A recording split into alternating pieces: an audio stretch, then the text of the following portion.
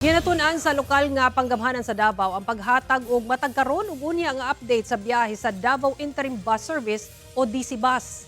Sa nakuhang impormasyon sa GMA Superradyo Davao, sumala ni Jessia Opiana, ang Information Officer sa Davao City Information Office. Buot ilang ipaagi una sa social media ang pag-update sa mga biyahe sa bus samtang ginaproseso pa ang pagmugna og real-time mobile app.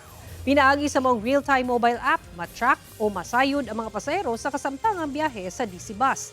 Target sa lokal nga panggamhanan nga mapatuman ang social media update sa DC Bus karong bulan sa Marso. Una nang nagpadayag og panghinaot ang pipila ka netizens alang sa tracking system sa DC Bus aron masayran sa mga pasahero kung asa na ang biyahe sa bus ug mas maplano ang ilang biyahe. Kahinumdumang Disyembre sa nakalabayng tuig, gilusad ang napulo ka unit sa DC Bus nga nagahanyag og libreng sakay sa mga Davaoenyo. Mubiyahe ang DC Bus matag peak hours gikan alas 6 hangtod alas 10 sa buntag ug alas 4 sa hapon hangtod alas 9 sa gabii, Lunes hangtod Sabado.